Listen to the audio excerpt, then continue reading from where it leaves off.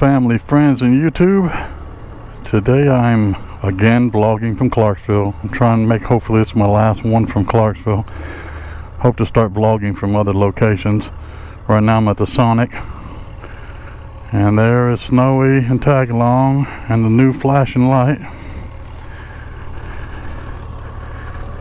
And Snowee currently has 6,180 miles on her.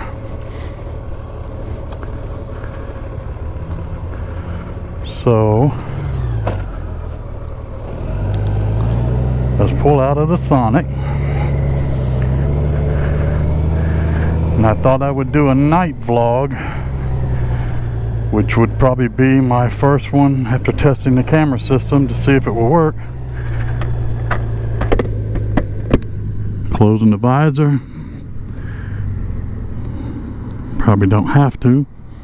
In fact, I don't want to. I'm going to leave the visor open. Shouldn't be doing high speeds anyway, so the wind shouldn't be an issue. But I thought I would do a low light cam. For those of you who know, I'm going to Texas soon. I'm going to have to close the visor, I guess. I'm going to Texas soon for my little getaway. I'll be going to Little Rock, staying at the KOA campground. Then I will be off to Texas for a few days. I'll do the teddy bear run with Robert White and a few others. Not all sure who's going at this moment, but again, this is just for a low light night ride. You know, it's 8:43 at night, and I'm just curious how the visibility would be for the flashing lights that I put on the bike, the Guardian Angel light that you've probably already seen the video of. I just recently dropped it,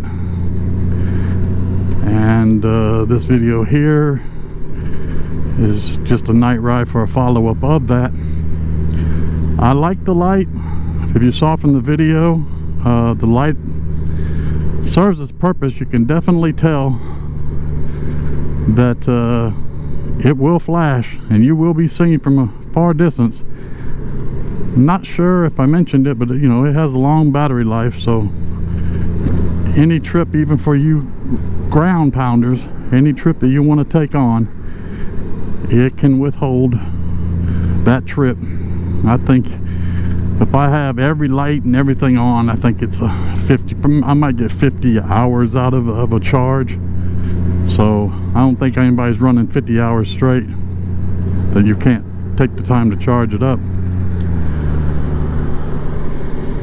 Clarksville's not the safest place in town, or it's not one of the safest, is not one of the safest places to be riding a motorcycle. There's always some kind of incident,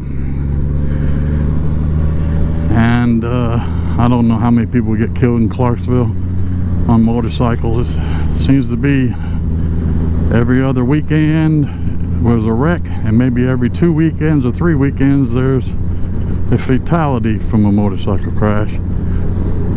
Not really sure who's at fault. Doesn't really matter. The rider usually dies whether they're at fault or not. But again, the wind's blowing. All right, so again, this is just a low light video. I have nothing dramatic to talk about other than my Texas trip coming up. Looking forward to that. I'm sure some of you are looking forward to me and my camping adventure. I guess we're going to call it that. Some of you are looking for the entertainment value.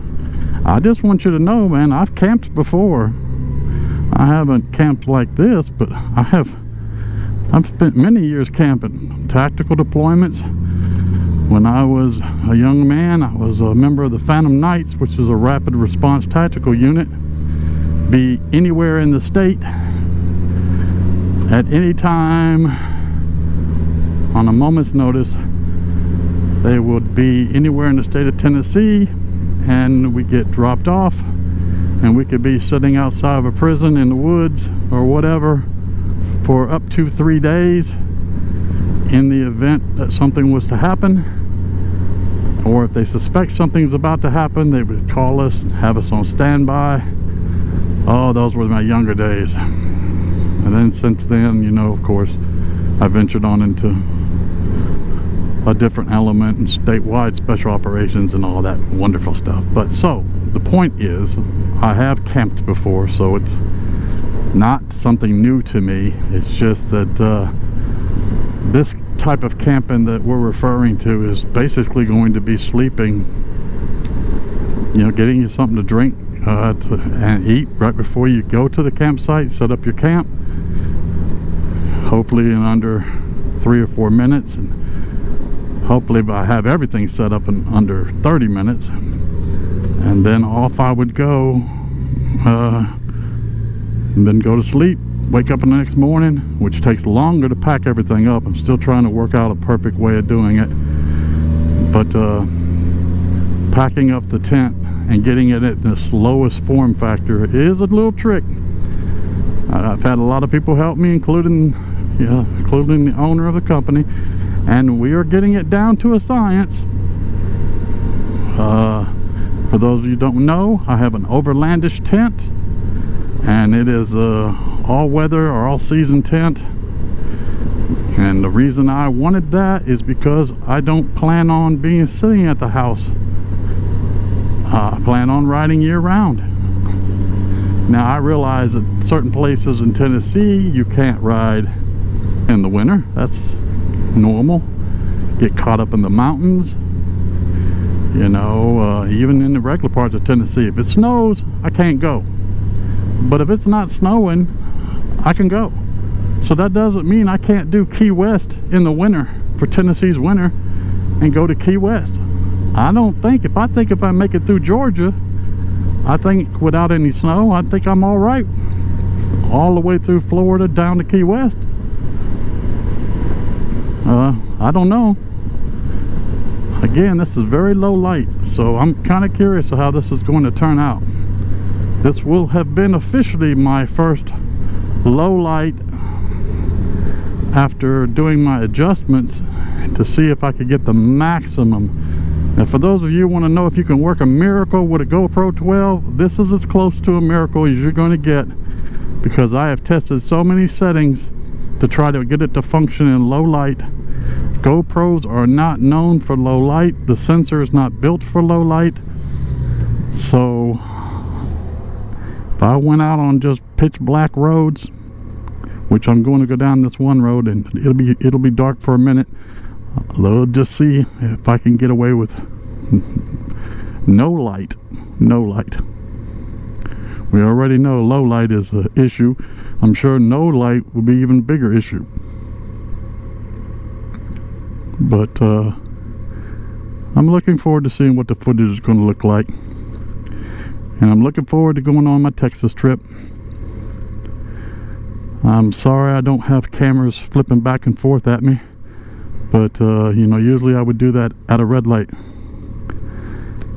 and that passes the time of the red light. Let me open my visor.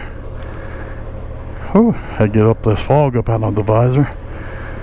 Temperature out here says 72 degrees. It's very nice, but I'm looking forward to going to my Texas trip. Not exactly extremely excited about riding in a group ride, because that's not my thing, but I'm gonna do it. I'm gonna do it for Robert. Robert would do it for me, so I'm gonna do it for him.